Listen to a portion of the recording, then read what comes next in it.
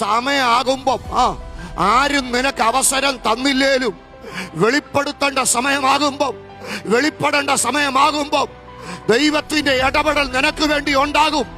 ദൈവത്തിന്റെ ശബ്ദം നിനക്ക് വേണ്ടി ചലിക്കും. ചിലരെ തള്ളി മാറ്റിയേച്ച്, ചിലരെ നീക്കിയിരുത്തിയേച്ച് നിനക്ക് വേണ്ടി ദൈവം ഒരുക്കി വെച്ചിരിക്കുന്നതിലേക്ക്, ഒരനുഗ്രഹത്തിലേക്ക് ദൈവം നിന്നെ കണക്ട് ചെയ്യാൻ പോവുക. ഒരവസരത്തിലേക്ക് ദൈവം നിന്നെ കണക്ട് ചെയ്യാൻ പോവുക.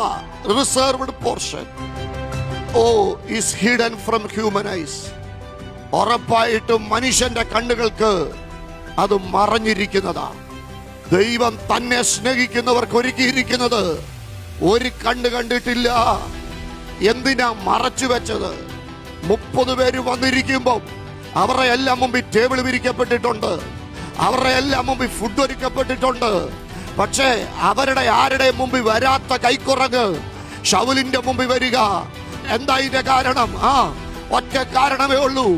God's best is not public. ദൈവത്തിന്റെ ഏറ്റവും നല്ലത് ഒരിക്കലും ദൈവം പരസ്യപ്പെടുത്തത്തില്ല. അത് നിനക്ക് അർഹതപ്പെട്ടതാ. അത് നിന്റെ മുമ്പിൽ മാത്രമേ വരത്തുള്ളൂ. അത് നിന്റെ തലയിലേക്ക് മാത്രമേ ദൈവം അയക്കത്തുള്ളൂ. God's best is not public. It is private until his time. അവന്റെ സമയം വരെ അവനത് രഹസ്യപ്പെടുത്തി വെച്ചിരിക്കുക.